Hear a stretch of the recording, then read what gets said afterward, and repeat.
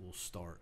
All right, Chris, if you don't mind, just a quick introduction of what you're doing, what the businesses you've got going on, and then we'll get started with some history.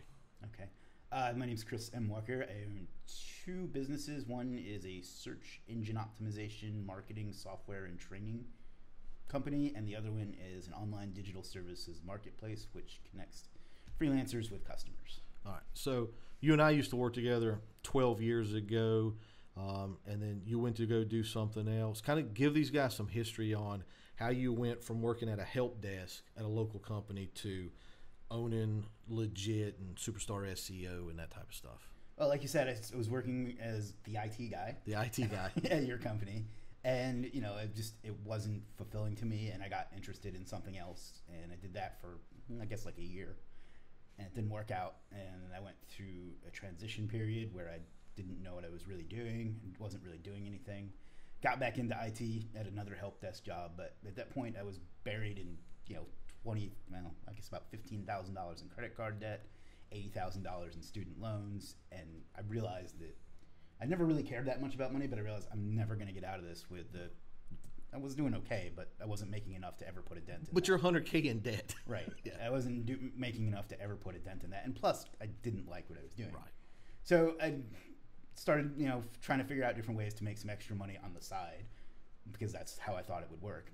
And I found a blog that I used to read where the owner of it was talking about how he used to do how he was living on doing something called affiliate marketing, which I didn't really understand. So I took to the internet and started searching for that. And I found, I tried some different things. I found out a little bit about that. Tried these other things where you would take surveys, and I don't know, I don't think you ever told me. I don't think so. Take surveys and you get paid like a quarter for every one that you finish. Wow. And I would do that while I was at work instead of doing my job.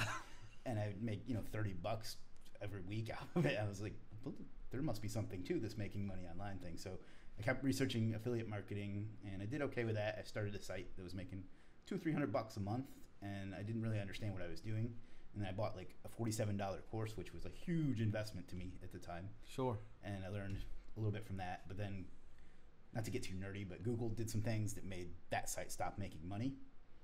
So I went back to the drawing board and kept researching and trying different things.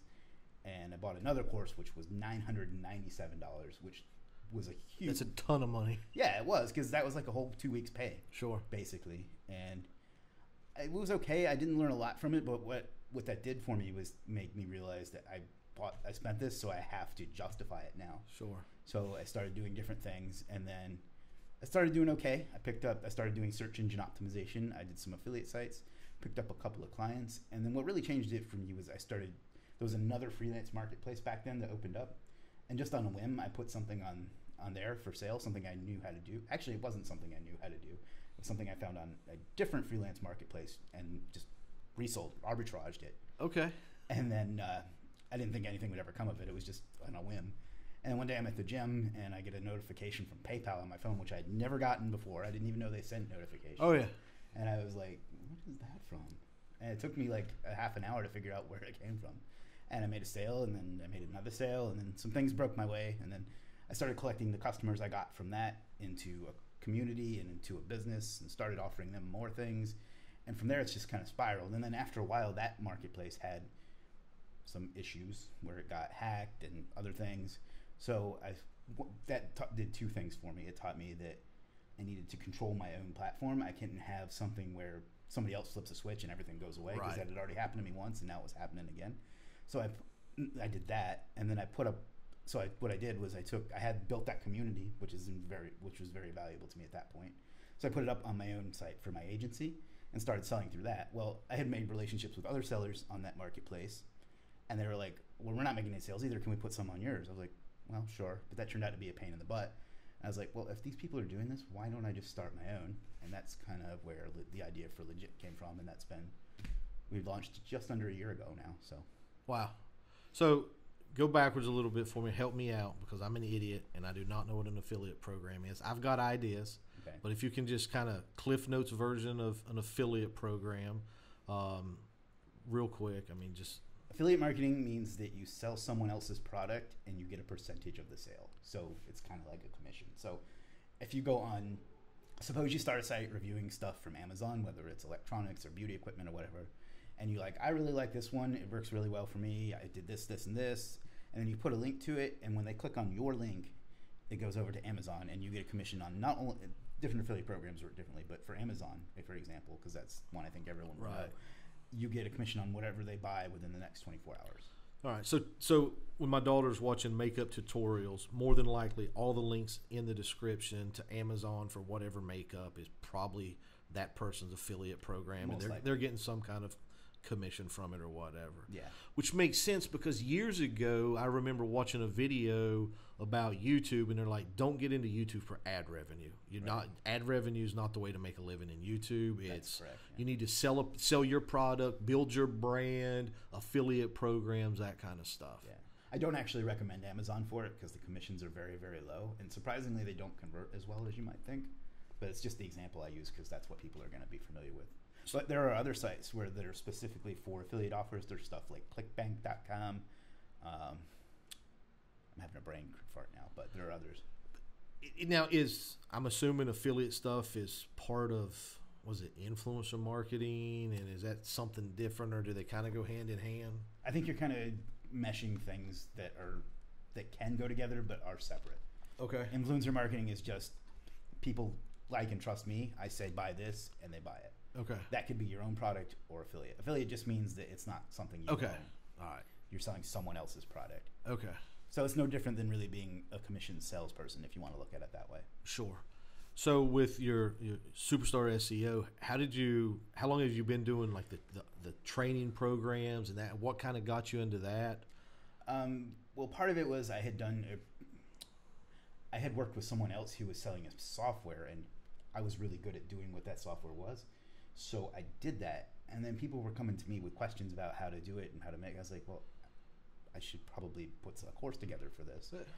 And to be perfectly honest, it's because there's a lot of money in it too. Yeah, no. But also because I really do enjoy helping and training people. But I started that one, and then I made another one, and then another one, and now I have the big one I have is a monthly recurring one. So for SEO. All right, and then obviously started legit freelance. I'm assuming that's the right term, freelance site. Yeah, for the most part. Which I used recently for my logo, which was a great experience. How did you get into that? But I know you knew some programming and writing code and that. I mean, how did you get into that? Did you go and just seek the information out to learn it online? Did you bring people in to help? I mean, how did that process initially what work? I did was I was arbitraging things that other people knew how to do. Arbitrage, if you don't know what that means it's kind of like affiliate, right? You find something and then you resell it at a markup. That was what I got started doing because I was like, I don't really know how to do anything yet. Right. And then as I was doing that, I learned different SEO techniques. I had a piece of software I'd bought that I had never used, and I was getting ready to just sell the license off to somebody. I was like, you know what? People might pay for individual uses of that. So I put that on there, and that sold really, really well. Okay. And then as this was going on, I was still running my SEO business, so I started selling SEO services as well. Okay. And when I say SEO services, I don't mean the big monthly packages that businesses buy. I mean individual pieces that other SEOs may need. Okay. So with kind of your journey from working for somebody else, having this 100K in debt to owning these two businesses that are very successful, what advice would you give young people, young entrepreneurs? I mean, because it's two different questions, I guess. Is you've got young people that are just going to go work for somebody. Not everybody wants to be an entrepreneur. Sure. Just kind of life advice for those guys as they're getting started. I mean, you've got the experiences of all the student loan debt, that kind of stuff. And then a separate question is young entrepreneurs. What piece of advice could you give those guys as they're trying to build their business? Because I see a lot of stuff online about hustle and $1 million and million. I mean, I see $1 million thrown around all the time, and it's like these kids want to make this money overnight. So what kind of real life advice would you give those guys? Well, for young people, the first one would be pay. If you want to go to college, pay. I'm not going to be your typical entrepreneur, and college is a waste because it's not. Because I feel like that actually helped me be better at what I'm doing. Because a lot of people get into it, and I'm rambling a little here, but a lot of people get into it and they don't have necessarily the culturing that it takes to run a successful business. Sure. But anyhow, don't get yourself into debt for it. It's not worth it. Like, there are ways to do it slower, methodical, and only go to college if you're going into a profession where you have to have it. So if you want to be a lawyer, a doctor, Sure. Maybe an engineer, that's the only ones I can really think of. Right. But if you want to make money, you don't need to go to college. Right. All it's going to do is teach you bad habits. It's going to teach you to wait 4 years to do something. So you're not going to learn to take action. You're going to think that learning is something you did and now you're done with it, and things like that. So don't. Okay. I'm not saying don't go to college, but think about where you. I guess that's an advice to both questions. Is Right. Think about your long-term picture, 5, Sure. 10, 50 years, whatever it is, and figure out it's reverse engineer that to figure out what it's going to take to Sure. get you there. As far as young entrepreneurs, if you really want to be successful and make a lot of money with it, it's kind of the same answer. Is like keep your personal expenses as low as possible. You don't need the houses, the cars, and stuff. I do very well now. And I still live in the same 2-bedroom apartment I lived in almost a decade ago. Right. Because I don't care. Right. It doesn't matter to me. And because of that, because my personal expenses are so low, I've been able to risk a lot more money, take a lot more chances, and be a lot more successful. Right. They're paying dividends. Right. As opposed to some liability in a new car or Lambos or whatever. Right. And you may eventually get to where you want. If you want that stuff, there's nothing wrong with it, but do it at the right time. Don't do it because you think you're supposed to do it. Sure. That's what society says. That the real trick is being able to separate action from reward. The longer you can be patient and wait to see the reward from your action, the more successful you're going to be. Amazon is one of my favorite examples of that. It's they've been in business since 97, 98. Yeah, they went public in 97. Yeah. And they literally got profitable in like 2015. Yeah. And that's because Jeff Bezos is very smart and patient and could see the big picture. And right, and had a plan. It wasn't just books. It was books because that was the way to get your foot in the door. It was books 25 years ago, and now it's everything under the sun. Yeah, literally everything. Yeah, I mean it's crazy to me, and we're just kind of scratching the surface of it, I believe. And even with Amazon, we're talking about entrepreneurs, and I don't want to start rambling, but this new delivery business that they're offering. At one point it was you could get $10,000 was an entry point to start an Amazon Prime delivery business using Amazon branded vans and that kind of stuff. I mean, there's I didn't know that. Oh yeah, there's tons of opportunity out there. Well, you can actually sell your stuff on Amazon too, kind of like you did with eBay back in the 90s. Yeah. I mean, you can still do it on eBay. Sure. Yeah. Wow. So I actually know some people that make millions of dollars a month just selling stuff on Amazon. I've seen that kind of stuff, and I've seen when you mention arbitrage, I've watched guys that are going to whatever TJ Maxx or some store, buying stuff, reselling it, checking. I don't mean to interrupt, but I forgot to include that. That's actually was one of my first online businesses. I was using my Amazon Prime account to find stuff cheap with the free shipping, and then reselling it on eBay. Well, it turns out that's against Amazon Prime terms of service. They eventually caught up to me, and they banned my Amazon Prime account. And it was a big pain in the butt anyway, because the margins were super thin. Sure, they'd have to be. But I was, making another couple $100 a month just doing that. Well, and you could still get away with that if you really wanted to put in the work. Well, and what I noticed, with all the different things I had is, that I was doing is a couple $100 doing this hustle, and a couple hundred doing this one, and a couple hundred doing this one. Before you know it, you're making an extra $1,000 a month or whatever. Yeah, which is life-changing money for a lot of people. Yeah, well, and then I think about like your website and legit with freelancing. I mean, freelancing opens up the doors for, and I always, I use it for stuff that I suck at, whether it's writing scripts or videos or artwork or whatever. That's just not my thing. So I use it for that type of stuff. But there's an opportunity for young kids that have a passion that are right now it's a hobby to go into the freelance business and make an extra few $100. Again, be patient, because if you're patient, you can grow this into a real business. Don't expect it overnight. There was a guy I used to learn from and follow. He's kind of like fell off the map now, but he had a site called Cash In on Your Passion, which rhymes, so it must be true. Yeah, it makes a lot of sense. Figure out what it is you like to do, whether it's like watching Star Trek DVDs, and then you find a way to monetize it. So go, write some reviews and put an affiliate link to your start. Take whatever, there's a way to, and I don't want it to seem like it's all about money, but if you're looking to make some extra cash, anything that you are interested in, there's a way to make some money with it. Yeah. What I've noticed from talking to kids is like young people that college isn't for them, whatever their life circumstances is, they're not going to go to college and they're just going to go to the workforce. And it's almost like that's just the path they have to take.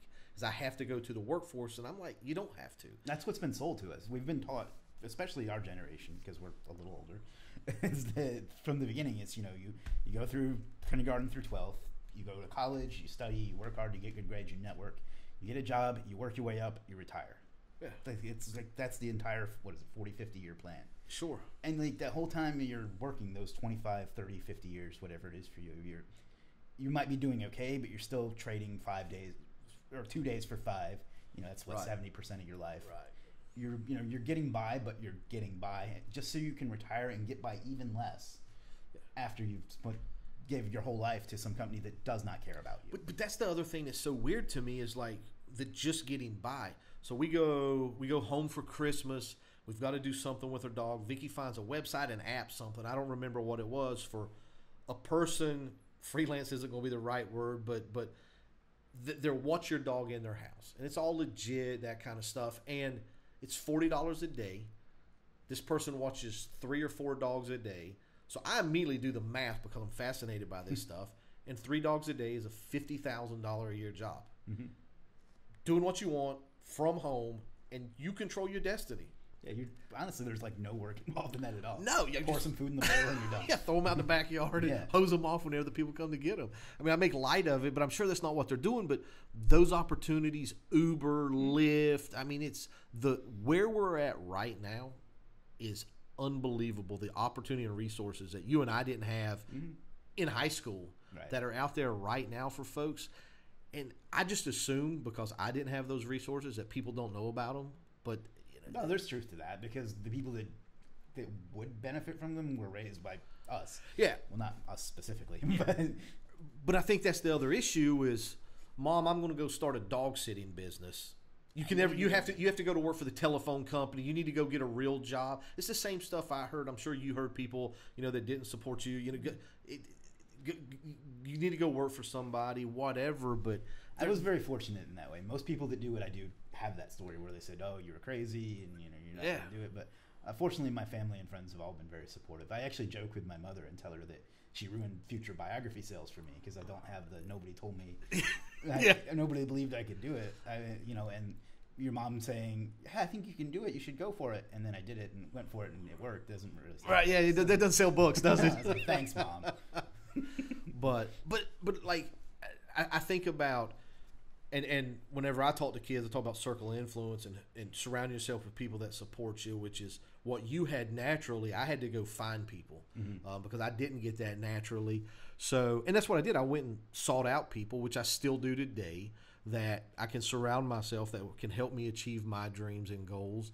But it's challenging. But I think about like you go back to just to interrupt while you're still talking about that. I went the opposite direction and had brought some people into my life that made it harder on me to be successful.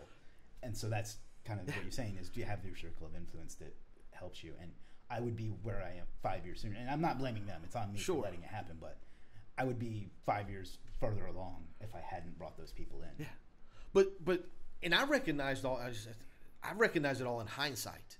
Like when I'm reflecting on things, I'm like, oh my God, I was taking these people's the excuses they use to not chase their dreams. I was accepting those for my own or whatever. But I've spent a lot of time and make a conscious effort to surround myself, and it's cost me friends, not but I mean it cost me spending time with friends.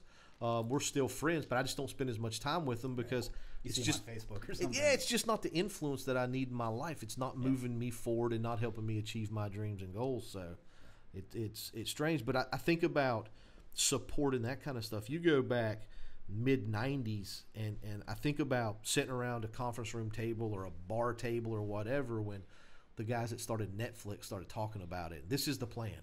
We're going to send you a card. You're going to write down what you want, and we're going to mail. And young people are watching. I thought Netflix was just right.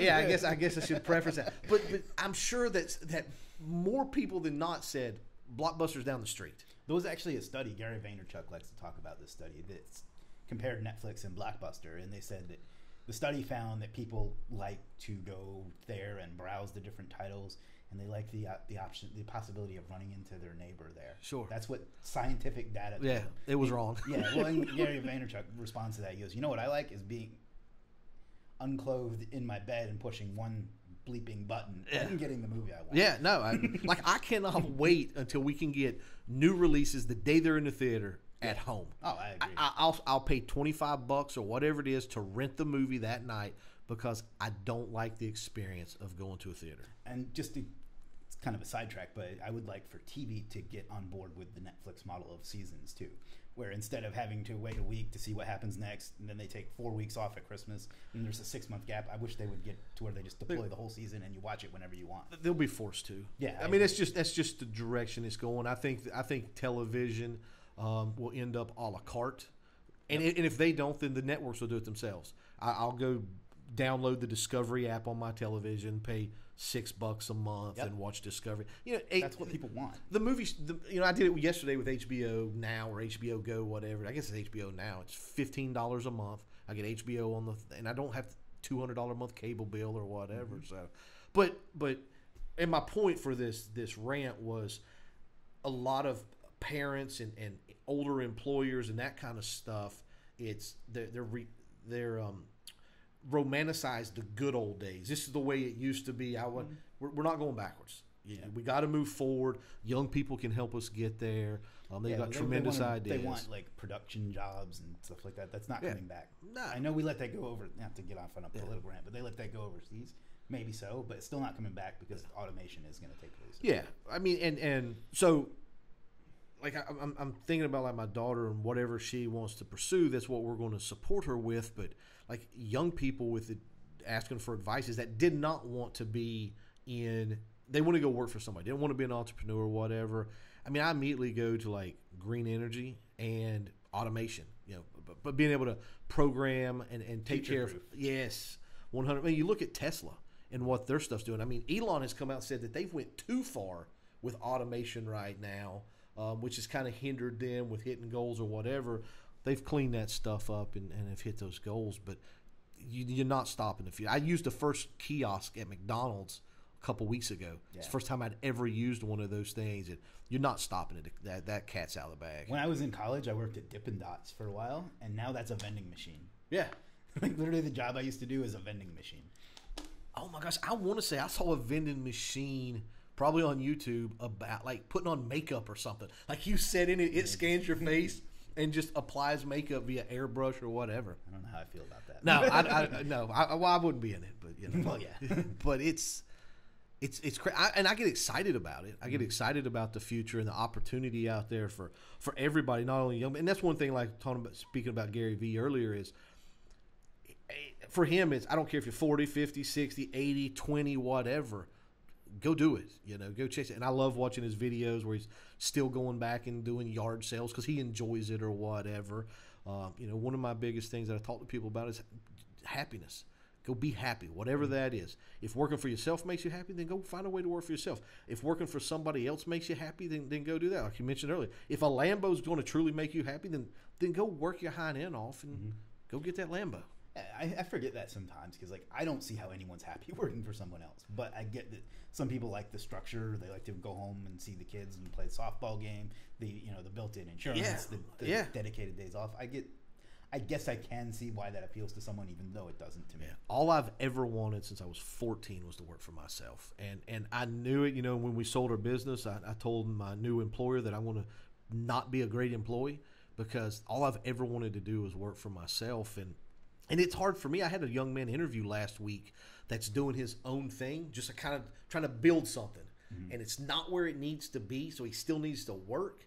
And I told him, I was like, I have a hard time thinking about hiring you because I would never give up on that dream of that. I would work my fingers to the bone to make that happen before I just went to go work for somebody else. And it's funny you bring that up because I really wanted to be a business owner and have my own thing. I remember, you may or may not remember this, but I bought Don Lepre's tiny classified ads to change your life thing. No, I don't. It was a thing where he was in the late night infomercial thing, but I got into that. But somewhere along the line, I bought into what I call the $1 trillion dream, which is what I talked about before. You go to college, you go to work, you work hard, you get promoted, you retire. I bought into that somewhere and lost track of it But now, and I was miserable that entire time, more or less. I've never been super miserable. But, Right. And then now I'm as content as I've ever been. So. Yeah. And working more than you've ever worked for anybody else. Yeah. You're not putting in 40 hours. No. But you're not 9 to 5. And I don't want that to come off like I'm working a lot. I'm just doing what I do a lot. No, I understand. I don't really know how to explain the difference. I understand exactly what you mean, because that's all I've ever wanted to do. Yeah. It's just, I think when you talk to people that go out and work jobs, you got to put it in that context of the 9 to 5, the 40 hours or whatever. For me, it's every moment you're not asleep, you're either thinking about it, you're doing something. I mean, you take breaks and you do whatever, but it's all consuming for me. It's just like this right here. I go work my 8 to 5, and then all evening I'm writing blogs, I'm editing videos, we're working on the book, whatever it is, and it doesn't stop. So I spend time with my family. My daughter goes to bed, then I'll work till midnight, 1 o'clock doing this stuff. And I don't even have family, so yeah, no, but not that I'm saying don't have a family, but there has to be a balance. And so that's the balance. I got to spend time with my daughter, so I spend time with her. Then I put in the time after she goes to bed. So, man, that's it. Well, I appreciate you coming. I think we've covered a lot of stuff. Mm-hmm. Anything else that you want to mention real quick that you can think of? Anything? Not really. Just like you said, just figure out what you want to do. Figure out what it's going to take to get there. Reverse engineer it and do it. And don't listen to anyone that doesn't help you do it. Yeah, no, that's me. And I do and we didn't talk about it a lot, but I do a lot of reverse engineering. It's here's the goal. Now, what do I got to do to get there? And for me, it's easier. It's like whenever you were in school and you were doing the puzzles of find your way through the maze or whatever. It's a lot easier to start at the back and work through it than to get through. And that's the way I do a lot of this stuff is reverse engineering. Yeah, I guess the other thing would be to think about the big picture. A lot of people, even entrepreneurs, want to make money now instead of thinking about the long-term goal. Yeah. Figure out, don't trade, $1 million today for 500 million 15 years from now. Make enough to live on, which is why you keep your personal expenses low, and keep building towards the big end goal. Yeah. If that's what you want to do. Yeah. Some people are content, making 10, 20 grand a month. Yeah. And there's nothing wrong with that. Yeah. It's a very nice life. Yeah, absolutely. Well, and one other thing that I've learned, growing up and just going through this is, if you make a decision, for me, if I make a decision to do something for money, it's too easy to quit when the money doesn't come. Yeah. If I make a decision, if I started this podcast to bring resources to students, then as long as the resources are coming and we're putting out the content, then that's the reason I'm doing it. If the reason was to try to make money from it, when you're 2 months into it and you spent God knows how many thousands of dollars to buy equipment, the money doesn't come, it's easy to just throw it away and do whatever. What also happens is, because that's a type of marketing, is techniques come and go. Originally, Gary Vaynerchuk made a lot of money doing AdSense because he got into it early and was getting penny clicks. So, and then that stopped working. So if you depend on all that, if you depend on any one channel or one thing, it could go away. So that's why it's important to build something and think long term, as opposed to this technique works really well right now. Yeah, and we're going to ride it forever. Yeah, well, there's nothing wrong with that as long as you don't depend upon it. Yeah, but forever ends. Yeah. I mean, the Blockbusters, the taxi cab. I mean, look at all the disruptors. Too. A year ago, everybody was into Facebook Messenger marketing, and now that doesn't. I mean, it still works, but it doesn't work like it did. Right. And before that, it was SEO is not as popular as it once was because it's harder now. Right. So on. Sure. The only one that's been consistent has been email, because as long as there's an internet, there's going to be email. Yeah. Well, and it's direct, Well, and you also own the asset. So if you build up a great big Facebook group and Facebook goes away, right? Which doesn't seem possible now, but you never know. Yeah. Or they just shut your account off because with email, yeah, with email you own the asset. Sure. So that's another thing to think about. Well, cool, man. Thank you so much. I appreciate it. No problem. Thank you. Thanks, buddy.